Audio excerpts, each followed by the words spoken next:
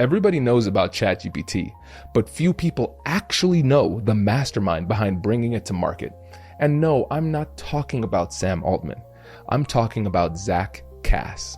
There are few things more controversial than AI right now. Some people hate it, and some people love it. And when it comes to what this technology means for the future, nobody has the perspective or the background that Zack has. And I guarantee you that his approach to where the technology and society are headed will absolutely shock you. Zack has spent over a decade at the center of the AI industry, culminating in leading the go-to-market strategy at OpenAI, bringing the technology to hundreds of millions of professionals around the world. He had every reason to keep being the industry's biggest cheerleader. It got him wealth, status, and a seat at the table. But instead, he stepped back at the peak of his career because he believed that the current direction of technology made a promise to society that it has since broken. His big swing wasn't leaving OpenAI. It was standing at the front of the very people building the future and naming the real threat that everyone else is missing. As a society, we are standing on the precipice of a major technological revolution. If we get it wrong, the consequences are dire. But if we get it right, Zack argues that we could be standing at the doorstep of what he calls the next renaissance. A world where technology finally delivers on its oldest promise, driving down the cost of what it takes to live a good life and opening it up to everyone, not just the wealthy few. This is the story of Zack Kass. Welcome to Big Swings Only. This episode is brought to you by Granola, Whatnot, Upwork, Skylight, Brevo, Factor, and Shopify. If meetings are eating up your day, Granola is a no-brainer. Try it free for 3 months at granola.ai/Kwame. Search Whatnot, WHATNOT, in the App Store, download, and you can start selling right away. Do you need expert help without the full-time commitment? Upwork connects you with specialized freelancers across 125 categories. Visit upwork.com right now and post your job for free. Right now, Skylight is offering our listeners $30 off their 15-inch calendars at myskylight.com/Kwame. To level up your marketing, head to brevo.com/anything and use code anything50 to save 50% off your first 3 months. Let's eat real. Head to factormeals.com/Kwame50off and use code Kwame50off to get 50% off and 1 free breakfast item per box for 1 year while supplies last until October 31st, 2026. Are you ready to launch your business? Start your free trial at shopify.com/Kwame. Are you ready to take your business's marketing to the next level? Meet Brevo, the all-in-one marketing and CRM platform built to help you connect with customers, boost engagement, and grow your business smarter. With Brevo, you manage all of your customer interactions in one place, nurture leads with their built-in CRM, reach your audience through email and SMS, and keep them coming back with powerful automations. But here's where it gets really exciting. Meet Aura, Brevo's AI assistant. Aura helps you to craft smarter campaigns by suggesting personalized content, optimizing send times, and even analyzing performance data to help you improve your strategy in real time. It's like having a marketing expert on your team 24/7. And of course, Brevo offers advanced analytics, seamless integrations, and AI-driven personalization. Everything you need to create multi-channel campaigns that hit the mark every time. Get started for free today or use code anything50 to save 50% on starter and standard plans for the first 3 months of an annual subscription. Just head to www.brevo.com/anything and take your marketing further with Brevo and Aura. Why do so many people hate AI, and why is your perspective on AI so surprising when people hear you speak? I don't think most people hate AI. I think they hate the idea of what AI might do to them, and they hate the story that is being told about the costs associated with it. Most people do not hate air conditioning. Most people do not hate antibiotics. Most people do not hate planes, trains, and automobiles. Most people do not hate the internet. Most people do not hate vaccines. Well, that one's a little more complicated. But most people do not hate refrigeration. Most people do not hate electricity. And the reason that 99% of people like most of the technologies I just listed is because they have advanced the human experience over time. They have diffused it to the benefit of the average person, such that the average Mhm. person cannot imagine their life without these technologies because they have raised the standard of human living. And for most of human history, the technologies that we invented, we didn't really have to ask in an acute moment, should we adopt this technology? Because the diffusion took so long. By the time it reached the individual at the end of the chain, people were desperate for it. I mean, plumbing is a great example, right?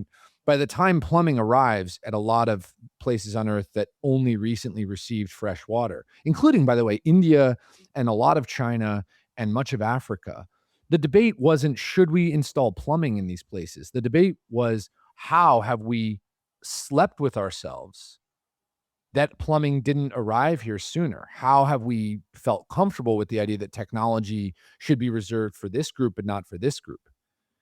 The very interesting thing about the AI debate is no one is arguing anymore, will everyone get AI? Which is a fascinating thing to consider because the diffusion debate was always the problem. Who will get this thing? And you don't hear the debate around, well, will a child in Africa get AI? You hear the debate around what will a child in Africa do with it and won't it harm them?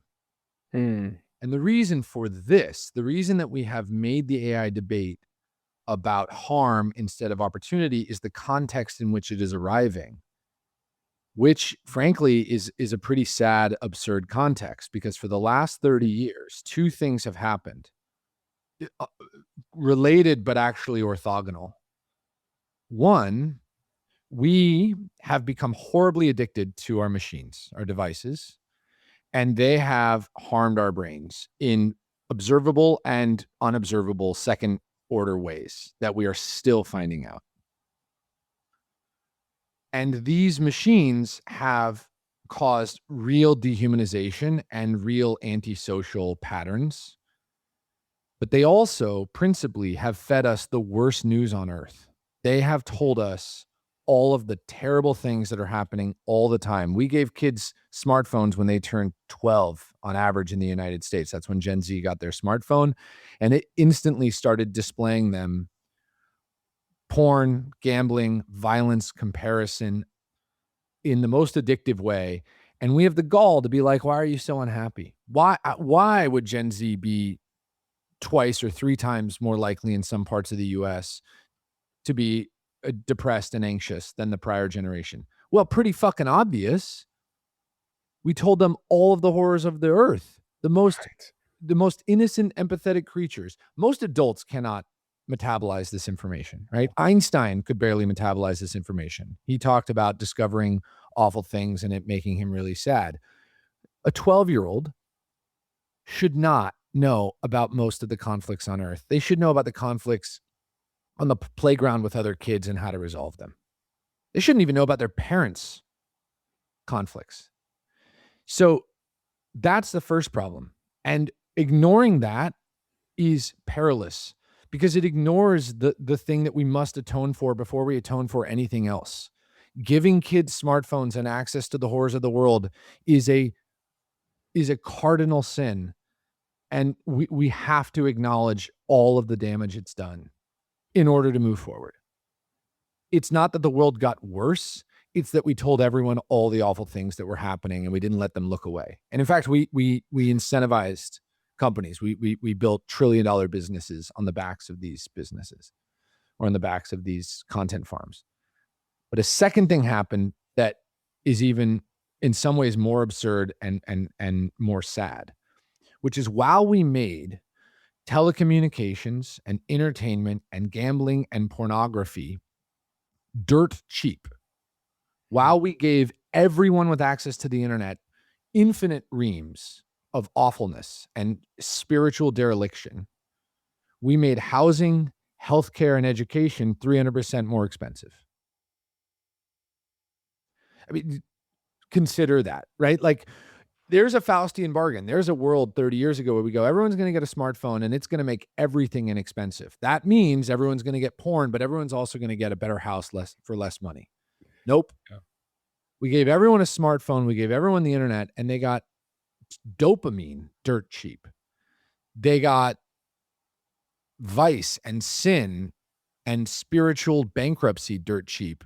And they got the pillars of a beautiful world for 300% more than their parents. Why, through that lens, would many people be excited about the next wave of technology?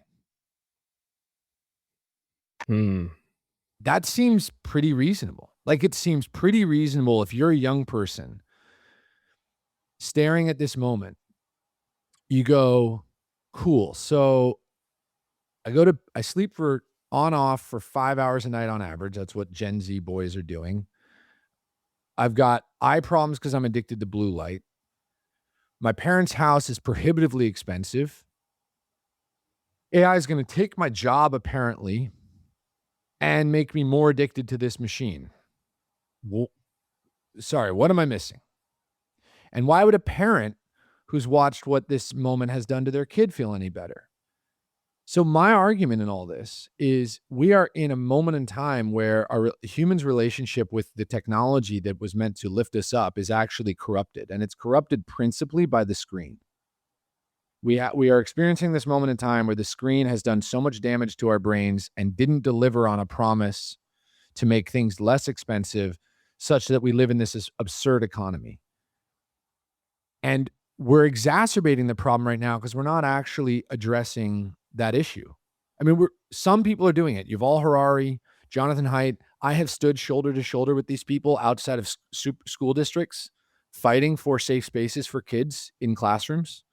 I was one of the first teachers at UVA to tell my students, you cannot bring a device into this classroom. I start every keynote by telling people to put away their phone. I am doing what I can to point attention to the screen as a demon, which I think it is. But the policymakers are still ignoring it, in part because Meta's tentacles are wrapped around them, but also in part because it's actually not popular. It's still not a politically popular idea to take phones away from kids, which is crazy.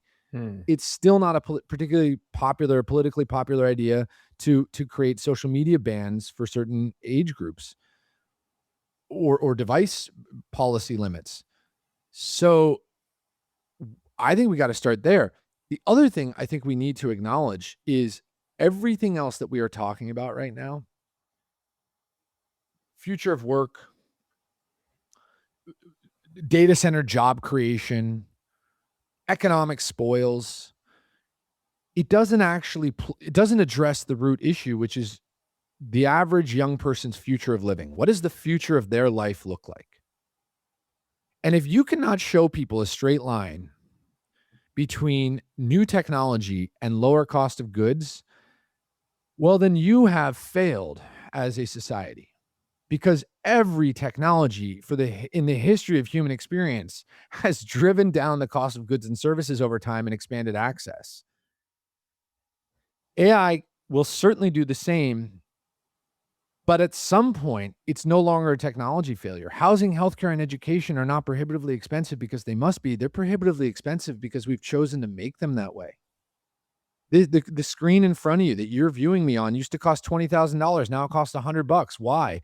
Well, we deregulated that market, and a bunch of people who make TV screens started making them less expensive until the market was flooded with TV screens. Supercomputer in your pocket, flight around the world, $1,000 in some places.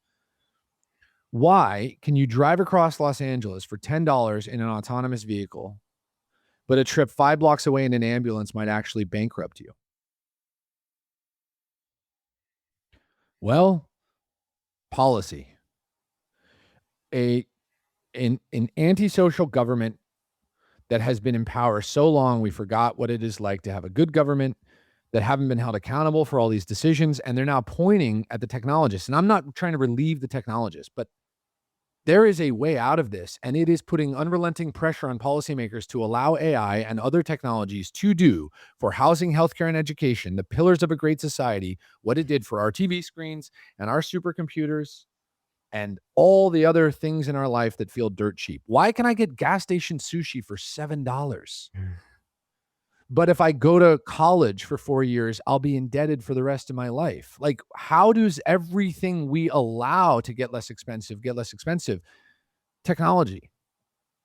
And until policymakers stand up and say the brave thing, this data center is first going to power housing, robotics to build cheaper housing, or hospitals to provide lower cost of healthcare, or free Khan Academy or other online education services. And by the way, it won't power gambling or pornography. Like, what a interesting policy measure. I don't know if it'll work because gambling and pornography power a lot of data center buildouts, but it would be an interesting approach because you don't hate technology. You hate right now what it is being used to do, which is warp our brains. That's a very reasonable take. If all the next wave of data centers does is make us more spiritually bankrupt, I don't blame any young person for rioting at all. Good for you.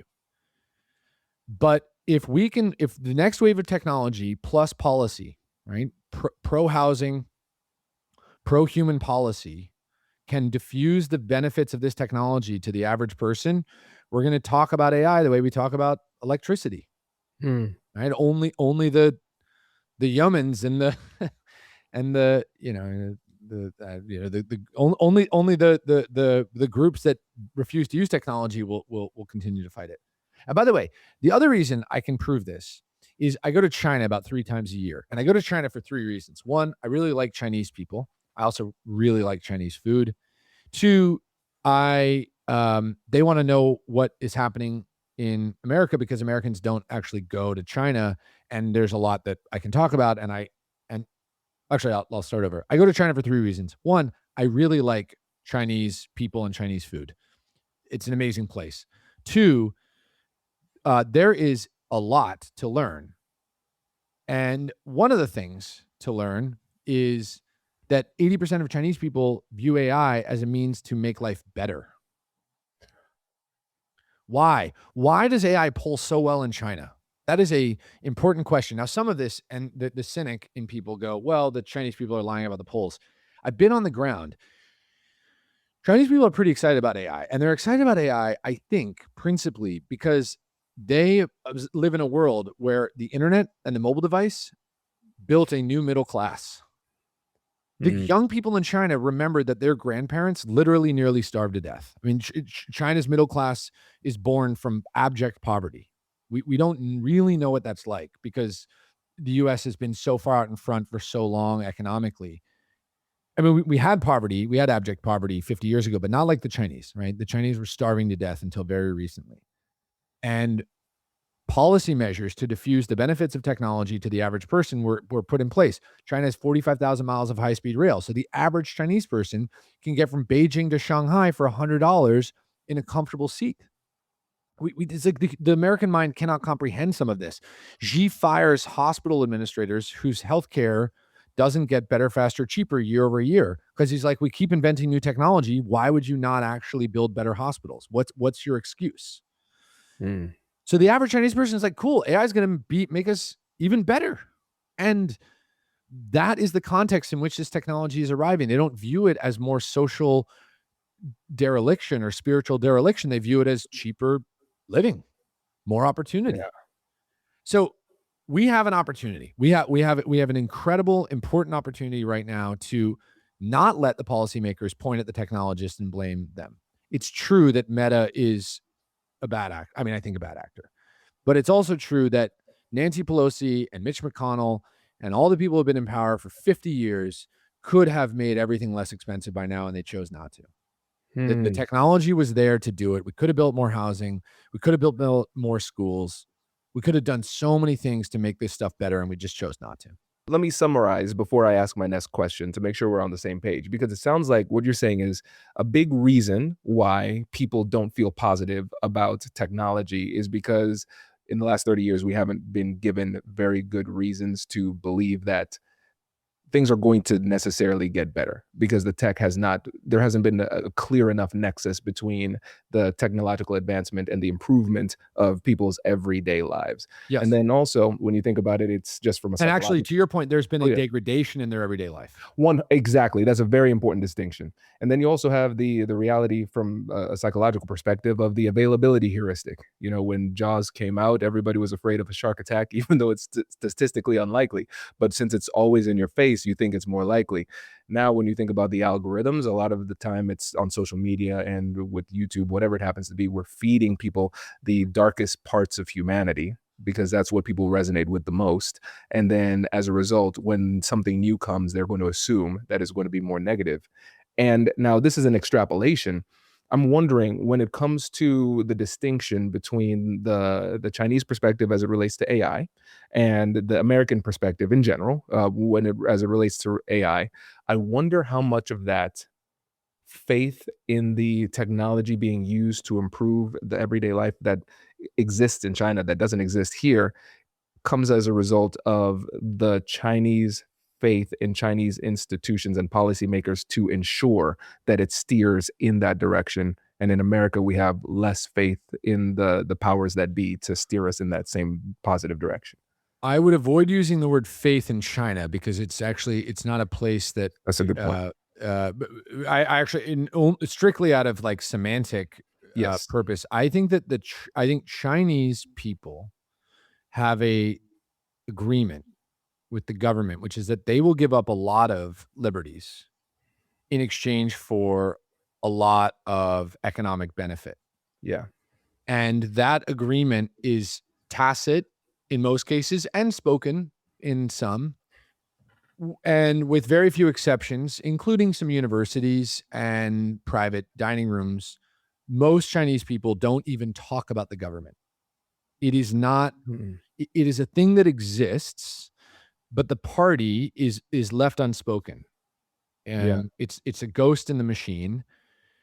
President Xi is revered but not actually discussed in media except for state media. And actually social media influencers cannot you don't talk about the government at all Mhm. unless you want your stuff to be banned. Yes, there is an incredible confidence that the Chinese people have in the technology because of a recency bias, but also you made the right point, which is there's a attention bias that plagues the Americans that doesn't plague the Chinese because their social media is not.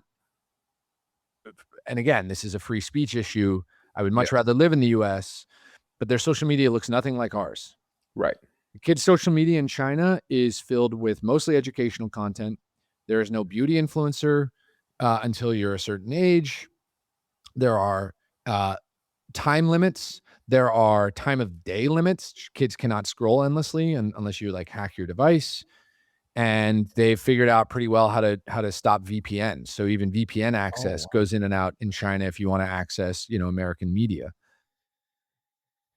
And it is a, pretty clear violation of civil liberties that we enjoy in the US that I think are important. But it is consumer protectionism. And in the case of the party, it is party protectionism because Mhm. the party doesn't actually want people. One of the reasons that I'm welcome in China, and I'm particularly welcome, is that I'm willing to get up in front of a room of thousands of Chinese people, and I do, and tell them that the device is destroying their lives. Mm. Like I'm very willing to say, and I spoke at the business school at Tsinghua Business School a month ago while I was there, and in front of I don't know dozens of professors and hundreds, almost 1,000 students, I said, "Look, I'm really bullish on China. There's lots of stuff you're doing well, but if I had to bet against you, my bet would be that none of you are actually capable of maintaining meaningful relationships for much longer. Like when I start talking, if I don't actually call out the demon in the room, they will not look up. And it's not because I'm not interesting. It's because they have normalized staring at their phones Wow. for everything, meals, Mm. doesn't matter. And the party hates it. The party sees this not as a means to control people, but actually as a potential loss of the individual. They're not so hell-bent on securing power that they are willing to, or they are, but they see the loss of the self as being really problematic. It also is destroying their birth rates. Oh, yeah. And this is the point we were getting to earlier. The dehumanization effects of social media and the device are having, which come at the same moment that a lot of people are now making enough money that they don't need a family in order to survive, right? For a long time, you needed a family unit to survive. You don't need that anymore. A lot of people can live on their own. A lot of people can afford a home on their own in China. That's great because there are very few homeless people in China, and housing, healthcare, and education are getting less expensive in China. Huge wins. And also, families are not economically necessary anymore. And if young men and young women are staring at their devices all the time, the Chinese have a huge problem. So they passed, I don't know if you know this, Singles Day is the biggest day. It's the biggest holiday in the world that it's certainly the biggest holiday in the world no one knows about. Holi might be bigger in India in terms of number of people who celebrate. But in India, Singles Day is like their Valentine's Day times quick thing. Did you say India or China? Holi in India is bigger. Got it. And then, okay, because last probably time bigger than any other holiday on earth, but the second biggest holiday on earth, perfect. Okay, is Singles Day in China. It's like it's Valentine's Day. It's a weekend now. It's Valentine's Day times 5. You have to be there to appreciate it. The entire country turns into a celebration of dating. And it's so couples celebrate, they usually do stuff, but singles celebrate, and every bar, every club pops off for Singles Day, and they do now a weekend of it. In fact, I have a friend in Santa Barbara, shout out, who met his wife, who traveled from Inner Mongolia to Beijing to celebrate Singles Day. So that's like a, at the time, probably a 5-hour train ride. And it's understood that if you're a single girl, your parents are like, go out for Singles Day, go get yourself a husband. And the government has to promote this as a means to convince people to get together. And it's one of these holidays where it's understood that like you don't want to be on your device as much because you want to be looking around. Yeah. You got to keep your head up to find your soulmate. But this is all to say, to go back to the, I don't know how we got here, but to go back to the original point of your question. Yes, the Chinese government is trying to do their best in a very specific way to diffuse the benefit of this technology to the average person. And by the way, there are policy measures that are not talked about enough that China have passed that I think should come to the US. One of them, they passed a non-resident tax a long time ago. Vancouver did the old double Uno reverse. Vancouver had this problem. I don't know if you know, but like in 2010, the Chinese, out of fear of their currency deflating, but also in an effort to sort of hedge against any political issues, started buying up Canadian real estate, and they loved the Vancouver real estate because it was closest to them. Well, it destroyed the Canadian housing or the Vancouver housing market because 40% of downtown became vacant and young people couldn't afford to live in downtown Vancouver. So Vancouver passed a non-resident tax. And they might as well have called it an anti-Chinese landowner tax. But it basically said, if you own a building in China, if you own a home in China and you don't live in it, we're going to charge you 5 or 10% a year. So it's going to cost you a ton. You cannot speculate on Vancouver housing. And it worked tremendously well. It is a beacon of what could happen if we got brave enough to pass non-resident tax, which is my most progressive policy promotion. I don't believe in government to pass a lot of good law taxes, but this would be an amazing one. Well, the Chinese pass a non-resident tax in most major cities. If you live in the city, if you own a home in the city and you don't live there, you pay a premium. But then she went a step further and said you can't get a mortgage on a second home. So he said to the Chinese people, you cannot speculate on housing. You buy a home, you buy the nicest home you want. We're going to build tons of nice homes. I mean, Shanghai has some of the nicest apartments in the world by far. And there are beautiful homes in the suburbs surrounding Shanghai and Shenzhen and Beijing.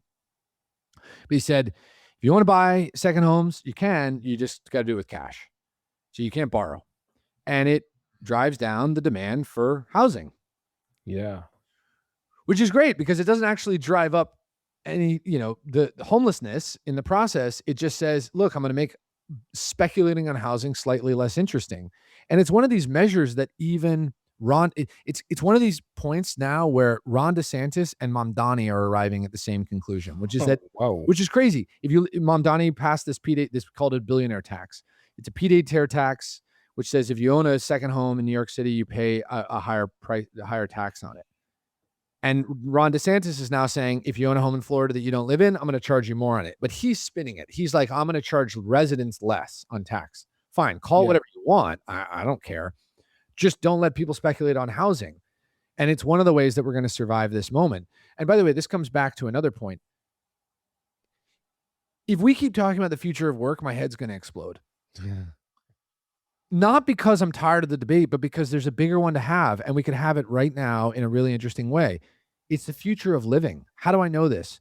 If a recent college grad has to work until he's 90 or she's 90 to afford their parents' house, what difference does the future of work make?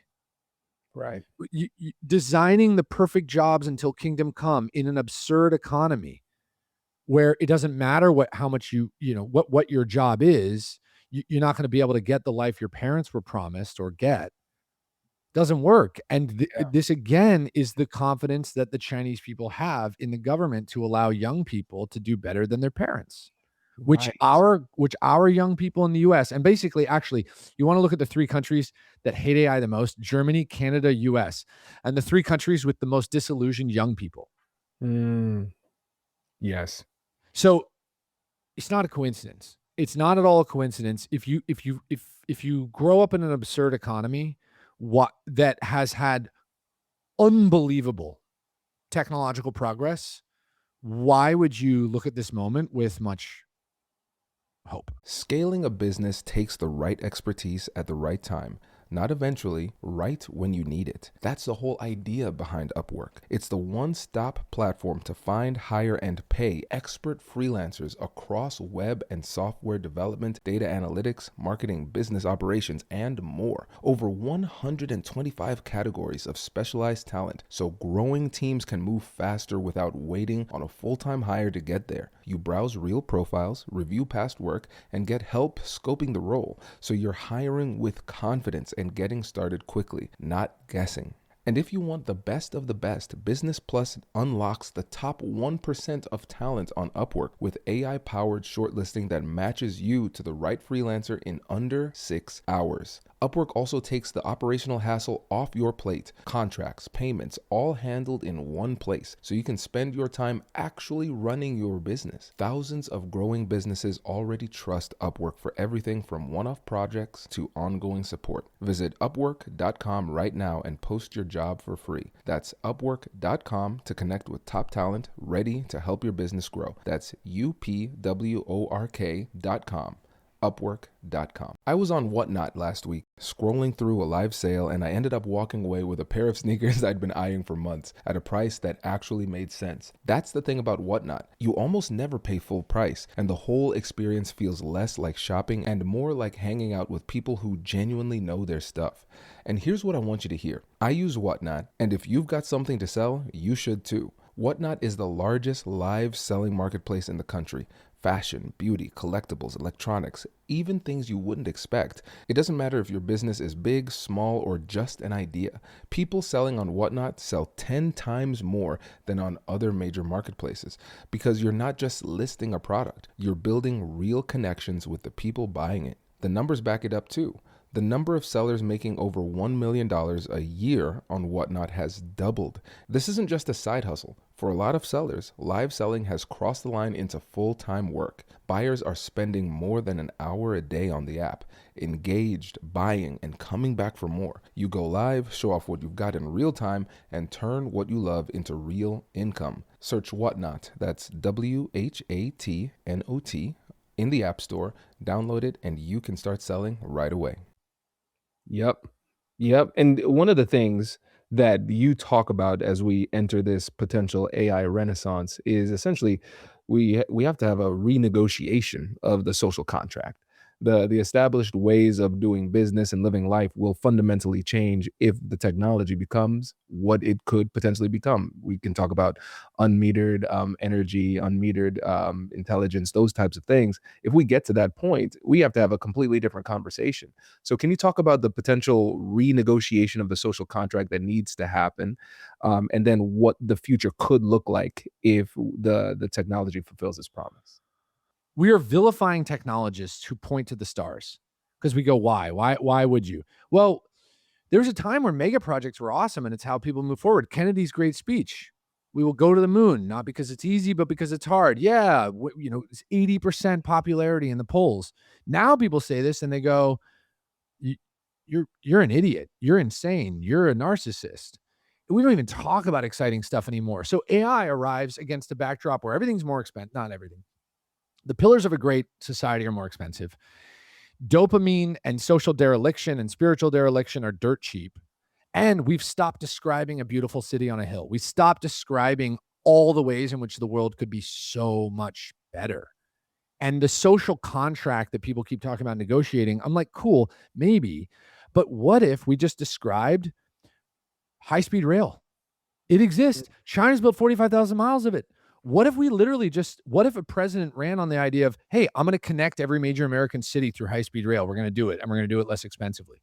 That's not a new social Yeah, contract.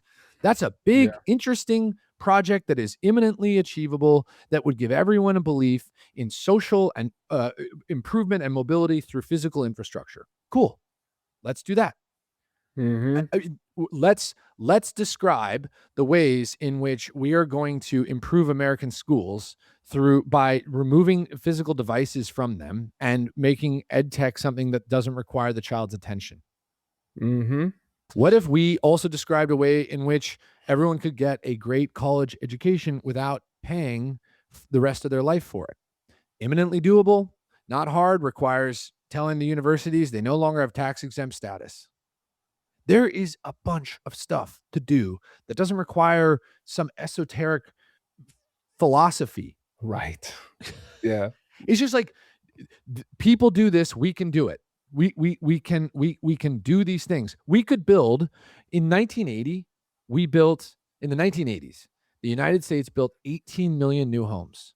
In the 1990s, we built 17 million new homes. In the 2000s, we built 6, and we haven't recovered since. It's NIMBYism. Robotics would make housing less expensive, but also just build more housing. Build more housing and don't let people speculate on it. Cool. This is great. This is a really good point, because essentially, when we think about the concept of a social contract, it's very, like you said, it's very ephemeral. It's very esoteric and just nebulous in general too. But when I'm thinking about it, I'm thinking about your description is truly just a more practical social contract where we say, all right, let's essentially take big swings, do big things with the new technology that we have. Because you're saying that from essentially, in order to do this, there needs to be a blend of like cultural shift in the zeitgeist, where we start to believe that we can and should do big things and actually try to make big changes at scale. But then at the same time, we recognize that the government plays some role in creating incentives that could either incentivize or disincentivize the behaviors that move us forward. And it's what's interesting is, coming into this, I was thinking, okay, AI is the big swing and it's part of it. But what you're saying, and tell me if this is a fair conceptualization, it sounds like it's not just AI, it's technology in general. And if technology in general fulfills its promise, it drives prices down, increases the rate of technological advancement, and we now have an opportunity to actually have a meaningful conversation about the trajectory of humanity and what meaning and purpose actually means to us as humans. Is that a fair synopsis? I should have just said that at the outset. This is we're Simone, a team. let's just make that the podcast. Oh man, it's brilliant. It's brilliant because you've really created a record scratch here, because you're saying, listen. Well, hold on. Is it that brilliant, or is it actually like I mean, I appreciate you saying that, but isn't it pretty reasonable? Here's the This thing, this is Zach. not this is like it's Yeah, taking big swings is something we've been doing for a long time that we just stopped doing. we stopped. Yes. Well, here's the thing. I recognize that the sign of a brilliant insight is that it looks obvious in hindsight, Uh, because it's you can see it. You can see the forest from the trees. You get that. And again, and I said this to you off camera. I think it's the fact that you are somebody who's not just coming at this from a like a techno optimist with a recency bias. You appreciate the philosophy and the history and the entire trajectory of humanity. And when you zoom out and widen your aperture, then you can say, hold on, we are at this really exciting inflection point, but we're hyper fixating on these negative things where the ultimate outcome of the hyperfixation on negativity is going to keep us stuck. But if we zoom out, we could say, hey, everybody, we can have a really serious conversation about how we can make things better. I have to remind people in these moments that mothers, pregnant mothers, expecting mothers, smoke and drank for thousands of years. And people go, "What the fuck does that have to do with anything?" I go, "We've been damaging our bodies and our future generations with vices for so long. It took us 20 years to figure out social media was bad for the kids." I'm not actually saying there won't be more problems. I'm saying that we now live in a world where we can really quickly stare at the bad stuff and go, "This is bad." Yeah. We also now live in a world where people are like, "Make it better immediately or I'll riot." And yeah, I will kill you if this gets any worse for much longer. The impatience is not a bad thing, I think. I actually just wish people routed their ire at the right places. Like, instead of saying no data centers, the pro-human movement is cool. This data center needs to power hospitals and it needs to power Khan Academy classes for every kid in the neighborhood. Take it a step further. I don't care. Make it like it needs to make uh all Wi-Fi for children free. Like I don't care.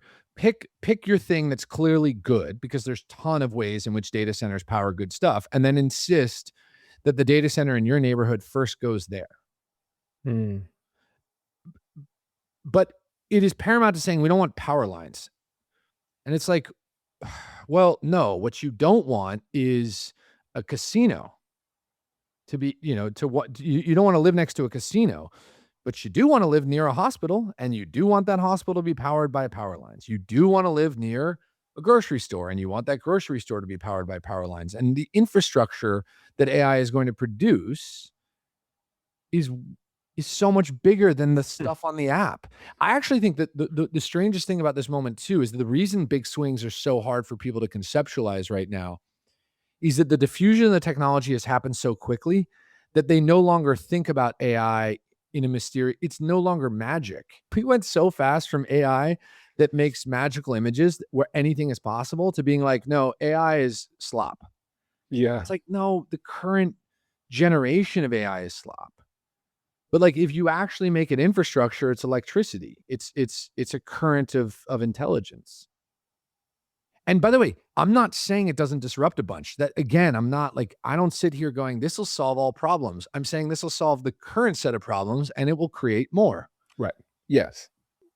See, I'm with you. I'm with you. And I think, again, this goes back to what I was talking about with we have to renegotiate our relationship with the way the world fundamentally works, because it ain't working right now. Hmm. Because the thing is, we have so many conflicting directions when it comes to interests. And then a lot of the people who are in power are conflicted in a way that makes it fundamentally difficult for them to do their job.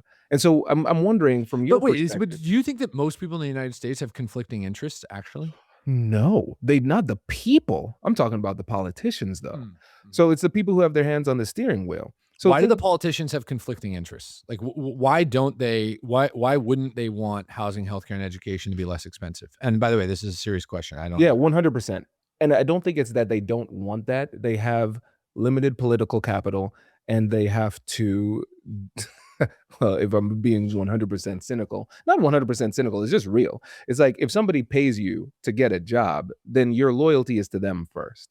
And so it's not the everyday person who wants lower prices, who's bankrolling these campaigns. It's people who have money, and the people who have money, they have interests as well. And those interests might not always align with the interests of the individual people.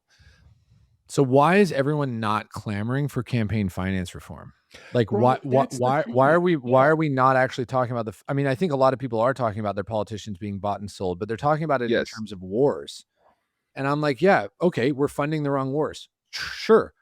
Also, why is university prohibitively expensive?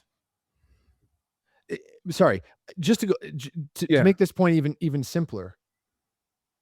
The big swings issue is a result of, it would seem, special interest policy, Yeah. government corruption, Yeah. and an electorate that has become cynically uh, disillusioned with its government's ability to accomplish anything. 100%. And let me add something else too, Zach, because it's a populace that is disillusioned, overinformed, underinformed, and misinformed too. Mhm. Because when you think about the focus, campaign finance, I mean, it's a direct, precise, laser-like precision on what one of the core issues that we're facing is. But it is a very deep, meaty issue that is not easily understood just instantly, Mhm. like something that is a little bit more salacious that can be weaponized algorithmically. So it's easy to divide us with things that are not very important, but very emotionally urgent at the time, right?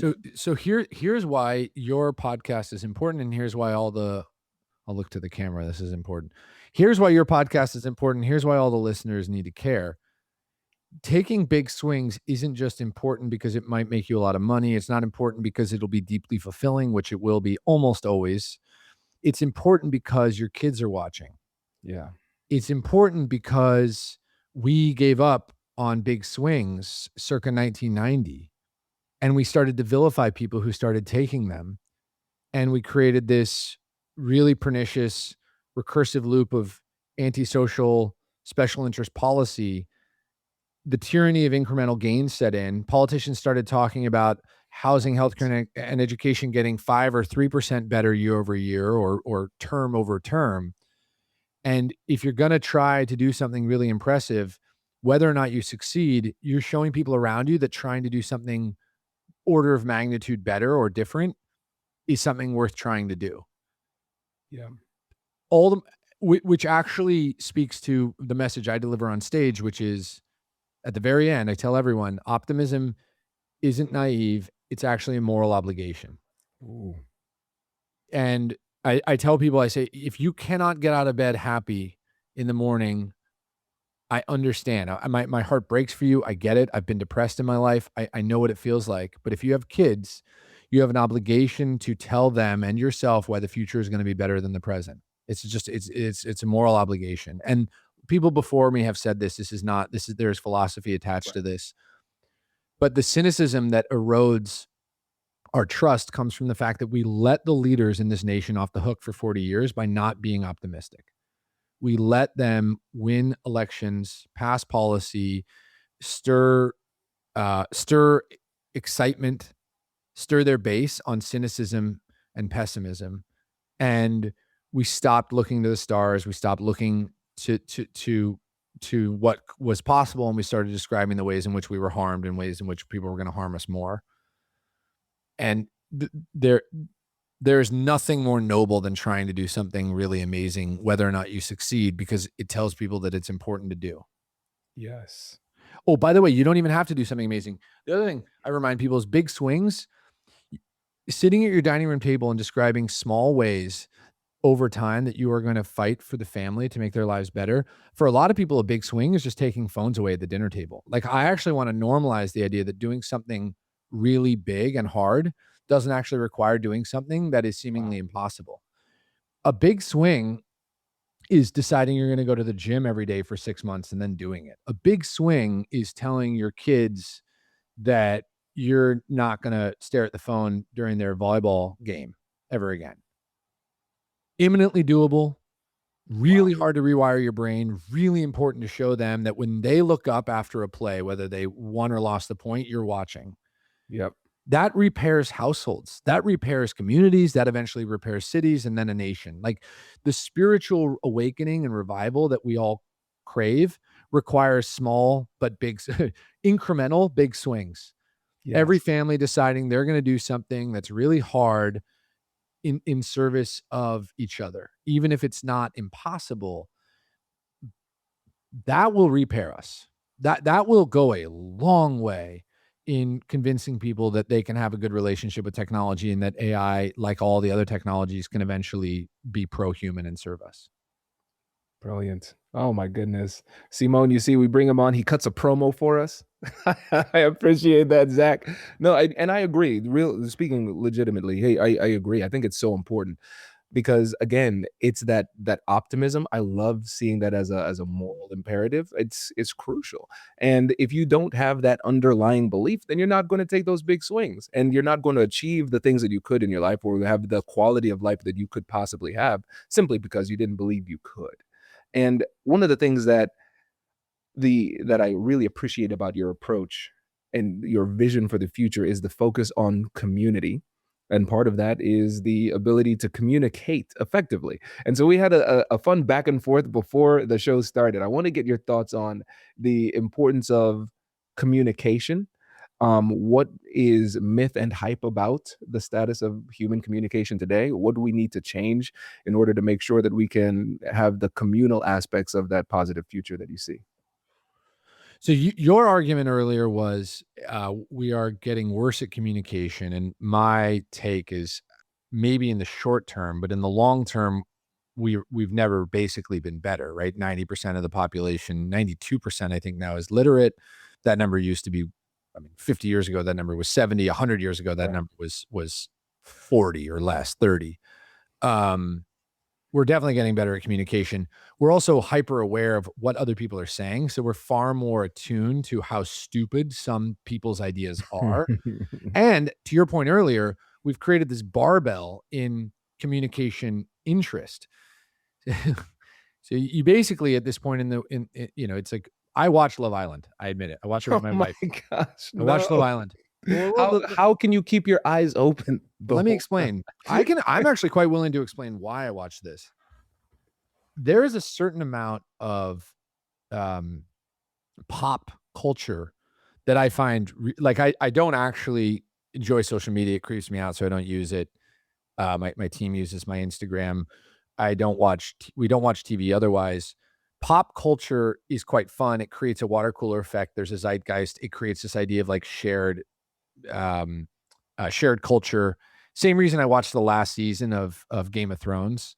I hated every episode, but I needed to finish the show. I mean, it was terrible. It was so bad, but you needed to finish the show because you wanted to be able to talk to people about it. The last couple of months have been a blur. Travel, plans changing, obligations piling up, and the first thing that always slips is eating well. I stopped cooking, started grabbing whatever was the fastest, and I could feel it. That's when I got back on Factor. Factor makes chef-crafted, dietitian-designed, ready-to-eat meals so you don't have to choose between real food and convenience. What I love is that Factor meals are ready in just 2 minutes. No prep, no cleanup. Even on the days where my schedule is completely out of control, eating well is still actually achievable. And every week there's over 100 nutrient-dense menu items to pick from. And I've been loving the new salmon burgers and the shredded pork, plus the pumpkin-flavored cheesecakes as an add-on. I use Factor and you should too. Let's eat real. Head to factormeals.com/Kwame50 off and use code Kwame50 off to get 50% off and one free breakfast item per box for 1 year while supplies last until October 31st, 2026. That's code Kwame50 off at factormeals.com. Kwame50 off at factormeals.com. That's KWAME, the numbers 50 and then the word off at factormeals.com. See website for more details. Scaling a business takes the right expertise at the right time. Not eventually, right when you need it. That's the whole idea behind Upwork. It's the one-stop platform to find, hire, and pay expert freelancers across web and software development, data analytics, marketing, business operations, and more. Over 125 categories of specialized talent, so growing teams can move faster without waiting on a full-time hire to get there. You browse real profiles, review past work, and get help scoping the role, so you're hiring with confidence and getting started quickly, not guessing.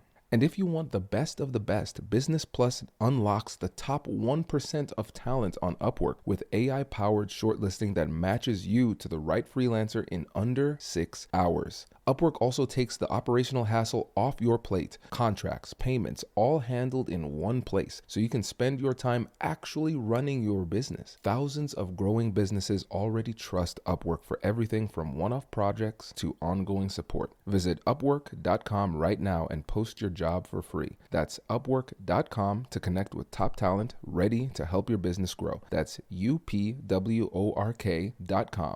Upwork.com. Love Island is a fun thing to watch with my wife because it's a chance to turn off my brain, which is really helpful, and a chance to do something that like millions of people are doing at that same moment that has no meaning, right? It is paramount. It is tantamount to me to watching the World Cup group stages, right? These games don't really matter. Watching, Germany beat Paraguay by 40 points, whatever, 40 goals. It doesn't really matter, but everyone is watching it together, so it's fun. So I think that we are actually getting better at communication. We're also, there are two problems. One of them I just described. The polarities are becoming enticing, right? Extremism is drawing all the attention. But the other problem is Derek Thompson called this out, and I really liked it. And he cited a professor who I can't remember. It's the unicontext problem, or the unicontext, which is that like everything is amalgamating now. It's like there are days where you're like, I know this. You don't need to, I'm putting words in your mouth, but I'm sure there are days where you're like, I don't want to do this podcast again. I can't record more content. And the reason for that is not that like, truly, it's probably not that you don't enjoy talking to people. You clearly do. It's not that you don't think their ideas will be valuable. It's you're like, what is anyone going to say at this point that is new? How could we introduce ideas at this point that actually feel new? And at what point am I just part of the amalgamation of content? Right. I feel that. I mean, social media is really hard for me because I'm like, what new thing needs to be said? And that is not actually communication. It is culture, information. It's society to some extent. The individual ability to express their opinions to each other has a separate problem, which is the dehumanization problem. And that's the one that you were really asking about. And that is the one that concerns me the most. An individual's interest in a virtual reality over a physical one, and the degree to which it harms their ability to communicate with other humans. That's right. The ideas online are getting sharper thanks to AI, thanks to people learning more. The average kid can, dude, I speak at high schools. The average high schooler asks me insanely smart questions, to say nothing of the questions that junior high schoolers ask me. Right. It's that the average high schooler can't look me in the eyes very well. That's the part. It's the dehumanization of the current culture that is so disconcerting. And I think that conflating that with communication, which has its problems, right, is different. I think it's actually this like antisocial wave that has swept through I used to say Gen Z, but it's everyone now, and not everyone. It's a lot of people now who struggle with eye contact, who have normalized. I was at dinner the other night and we have a practice of putting our phones away, and I was watching a table across from us, and this dad probably looked up 3 times, and he would do this thing where he'd be on his phone, he'd look up to be like, oh yeah, and he would interrupt his kid, and he'd go back to his phone. And I was like, dude, you might as well just you should just be chain smoking cigars. There's no way that is a healthy family. I don't know.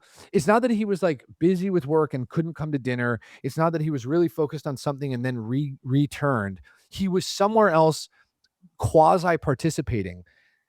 That's not a communication problem. That's an antisocial dehumanization problem. That is upstream of communication. It's not that he's interrupting his kids. It's not that his ideas are half baked. It's that he's not present. He's not there. He's somewhere else. That's bad. That's super bad. And the extent to which AI and data centers proliferate that problem, we should riot. We should say no. I mean, riot's the wrong word. I'm not trying to incite violence. We should say no. We should say we don't want that. We don't want that world. To the extent that data centers can make all of the stuff he's doing move to the background so that he is required, maybe he doesn't want to be there, but is he required to at least pretend that he wants to be there? Yeah. That's a good world. That's the world that we want to live in. And the communication problem is, I think, downstream of something much greater, which is this presence, this quasi, this antisocial presence that people can, oh, I was there. No, you fucking weren't. No, Yeah. you weren't. You weren't. You were physically there. You were spiritually gone. And by the way, you are spiritually gone. You haven't been there for quite some time.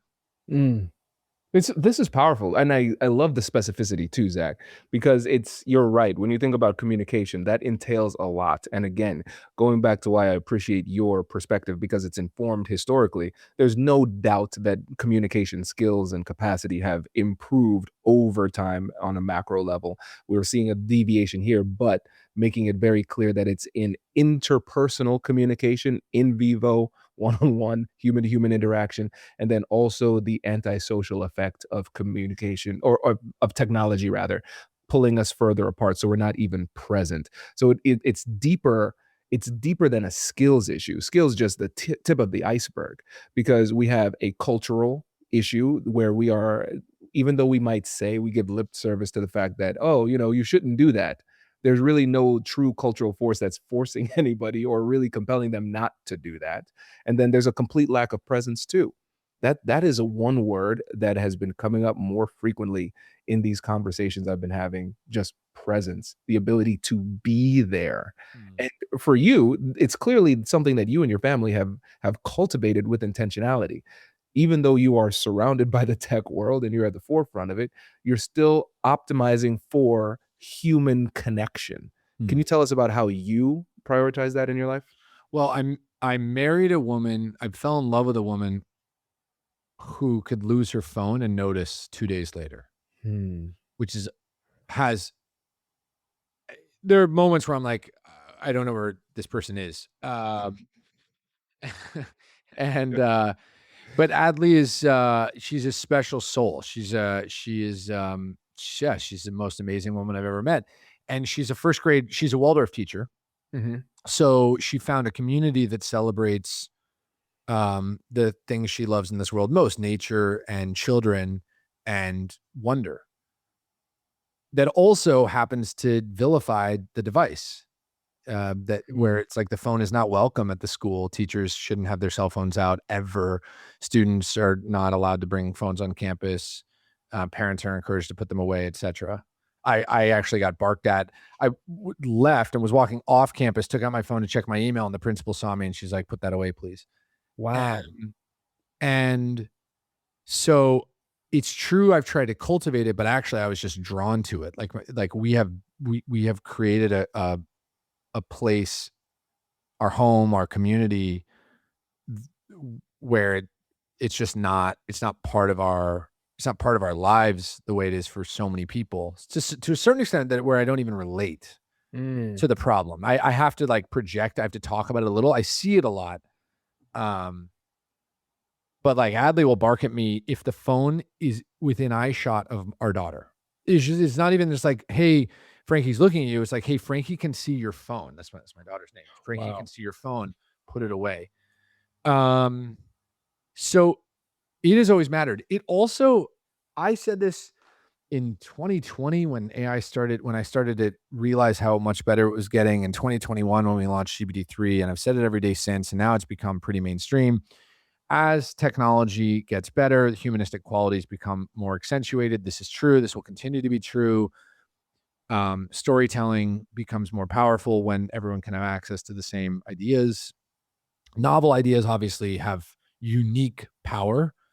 And if your mind can process and comprehend and produce novel ideas, you'll be uniquely advantaged. But even if you can't, storytelling is really powerful. And I figured out how much communication, I figured out how much human qualities mattered to me over the last 39 years of my life. But the moment that really had the most profound effect was the moment that I realized why my father was so important to me and to his community. He, for context, is a doctor. He's an oncologist.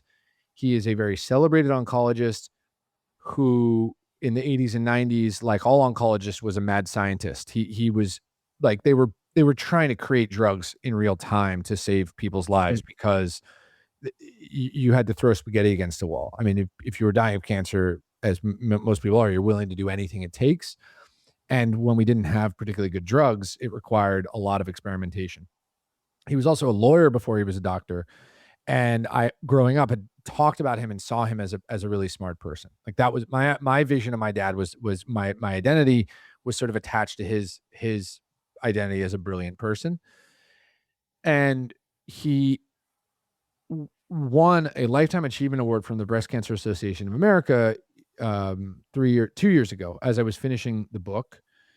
And I went to this award ceremony, the first of 3 Lifetime Achievement Awards he would receive over the next 18 months. Very excited to hear people talk about how smart he was. I had never actually, he doesn't like speaking public events. And so I'd never actually been to a space where people talked about him in public.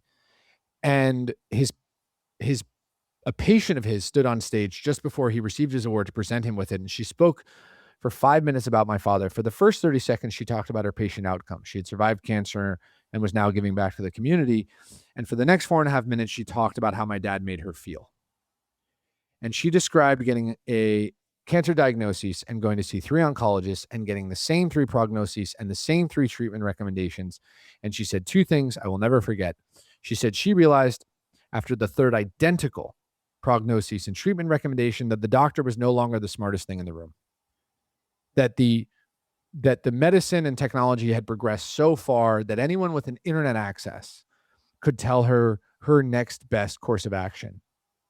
And then she said that the bedside manner was no longer a feature, it was the product. Mm-hmm. And that moment changed my life to such an extent that it is now the story I will tell anyone who will listen over and over, because it helped me realize in that moment that my father is not important to his community because he is brilliant. He's important to his community because he is courageous and compassionate. The 2 words that she would describe most in that talk, I now think about my father the most and realize that I loved him as a kid for the same reason that she loved him as a patient. It's not that he knew everything. It's that he was willing, he was brave enough to say the hardest thing and compassionate enough to do it with a degree of care that helped me, whatever it was I was experiencing, believe that he both knew it was going to be okay and he was willing to help me get there. Or in some cases, told me how hard it was going to be. And he stood on stage and then said a thing that I would not have said. He said to a room full of his peers and patients and community leaders, he said, "I am past my intellectual sell-by date." He has since retired, by the way. He's 78 years old. He said, "I'm past my intellectual sell-by date, but I've never been a better doctor. The technology has progressed so far that I can now care for every soul and spirit who walks through my doors." He said, "I'm no longer a mad scientist. I'm a caregiver." Have you ever left a meeting thinking, that was productive, and then 10 minutes later, you're pinging someone like, wait, what are we actually doing? Meetings are a mess, and Granola AI fixes that. I still remember the first time I saw my notes after using it. I was honestly surprised by how organized and complete they were. It didn't feel like I'd done any extra work, but somehow everything was just there. Here's how it works. You jot down rough notes like you usually would, and in the background, Granola AI securely transcribes the meeting. As soon as it ends, it turns all of it into clean, structured, actually useful notes. It runs right through your device's audio, so it fits seamlessly into whatever video tool you're already using. No setup, no awkward bots joining the call. It's just your normal meeting, but with superpowers. You actually get to listen instead of frantically typing every word, and you still walk away knowing exactly what was decided, who's doing what, and what comes next. If meetings are eating up your day, Granola is a no-brainer. and you can try it totally free for 3 months. Just head to granola.ai/Kwame. That's granola.ai/Kwame to get your time back. Get 3 months free at granola.ai/Kwame. If your brain is running at full capacity, to-do lists, errands, birthdays, figuring out what's for dinner on a random Tuesday, you know how exhausting it is to keep it all straight in your head. That was our house before we got a Skylight calendar. Now it all lives in one place. Skylight Calendar is designed to bring families together for more time. It's an all-in-one digital smart calendar that syncs seamlessly with Google Calendar, Apple Calendar, Outlook, and more. With views you can customize daily, weekly, or monthly. What's made the biggest difference for us is the tasks feature. It's turned things like brushing teeth, homework, and chores into something kids actually want to check off instead of something we're constantly reminding them about. We manage events, chores, and grocery lists all in the same spot with a color assigned to each person in the family, so no one can claim they didn't know what they were supposed to do. And if you're not 100% thrilled within 4 months, you get a full refund, no questions asked. Families are better when they are working together. Right now, Skylight is offering our listeners $30 off their 15-inch calendars by going to myskylight.com/Kwame. Go to myskylight.com/Kwame for $30 off your 15-inch calendar. That's myskylight.com/Kwame. You know, and I think for anyone who has survived breast cancer in the last 40 years, that survival rate went from 35% to 91%. It's a reminder that we don't hate technology. It's a reminder that lots of technology serves us really well, including drug discovery. It's also a reminder that the more the technology advances, the more we expect from the individual. And whereas my father may have once been a mad scientist, he is now the guide of a soul and spirit, either to the afterlife or, somewhere else.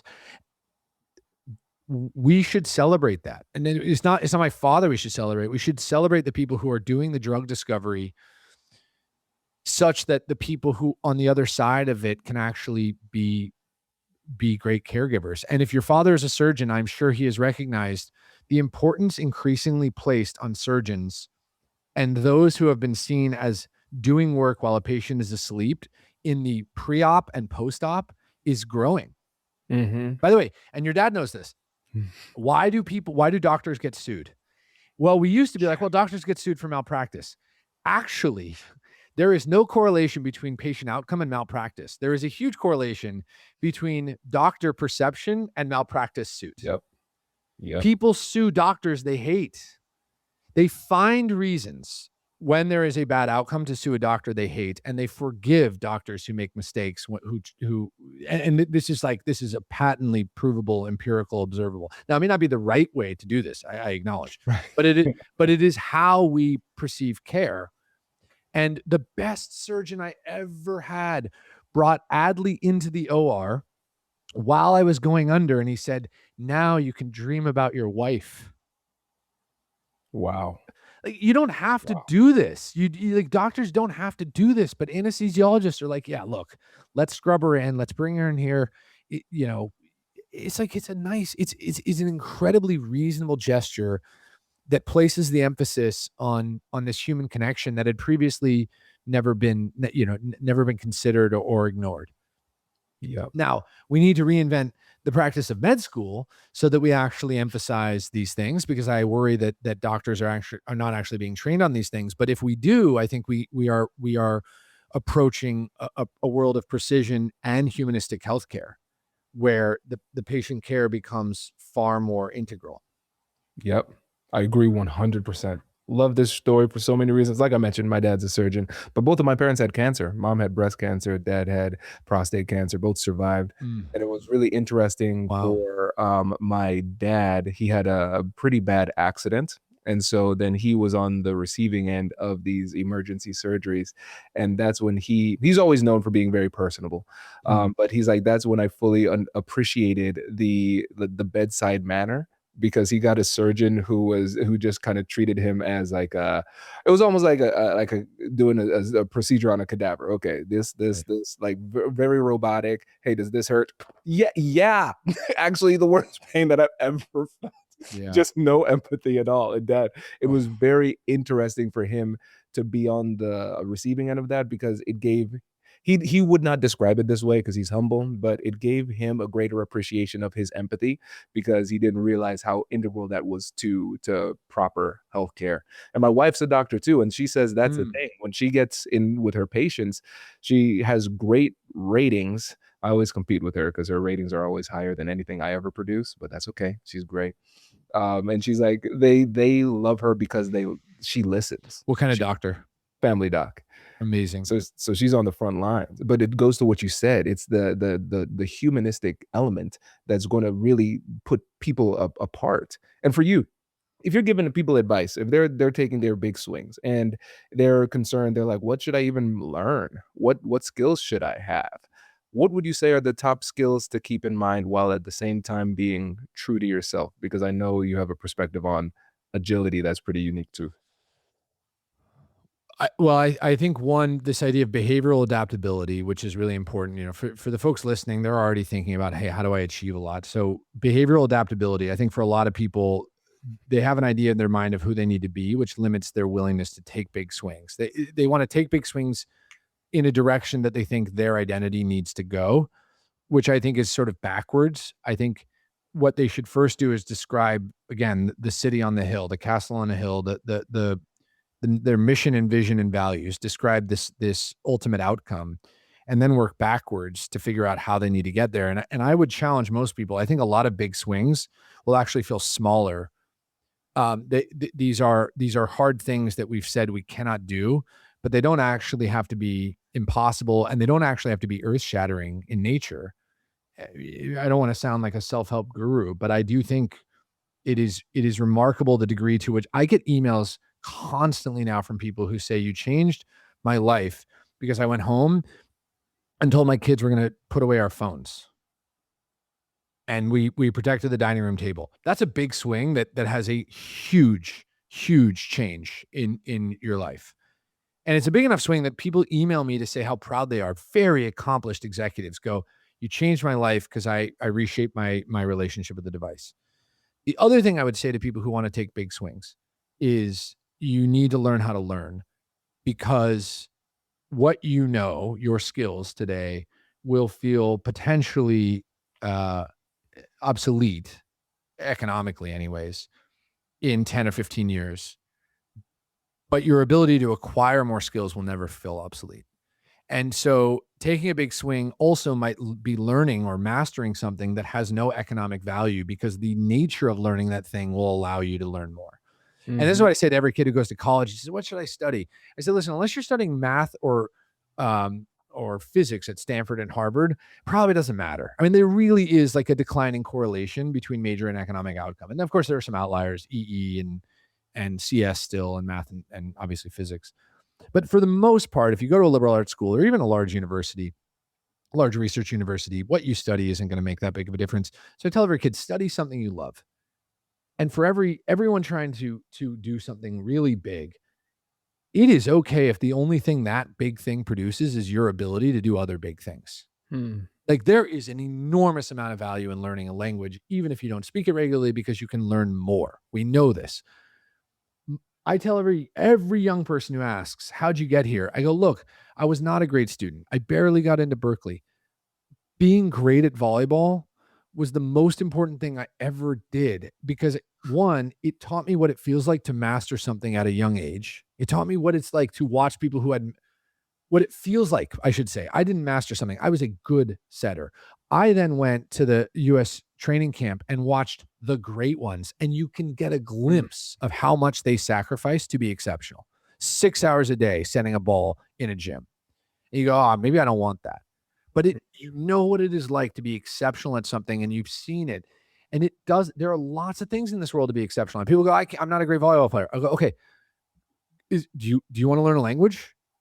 People always go, the kite surfing is really cool. I go, do it. Do something that you can be really good at, or you can at least taste what it's like to be good at, And it will give you, I think, what we don't give college and high school students anymore in the United States, especially, a taste of mastery. We tell everyone go an inch deep, a mile wide.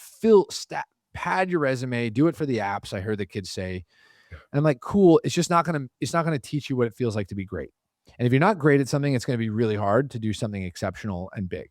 Big swings generally are accomplished by people who can go very deep on something. Zack, this has been great. I appreciate you coming in and sharing your vision for the future, but especially giving the audience the hope and optimism they need to take their own big swings too.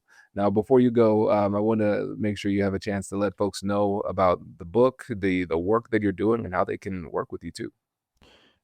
Um, I wrote a book, The Next Renaissance: AI and the Expansion of Human Potential. You can read it. I think the Blinkist summary is actually also pretty good. I listened. I have a Substack that I actually recommend people, if they want to connect with me, my Substack, which you can link here. I really like writing. That's where I like people following along, and I'll probably start doing some YouTube content, maybe, I don't know, by popular demand. But most of my work centers around the idea of watching others or helping others tell bigger, more hopeful stories, which I hope your listeners will do. Amazing. Zack, thank you so much. Really appreciate it. Thanks so much for having me.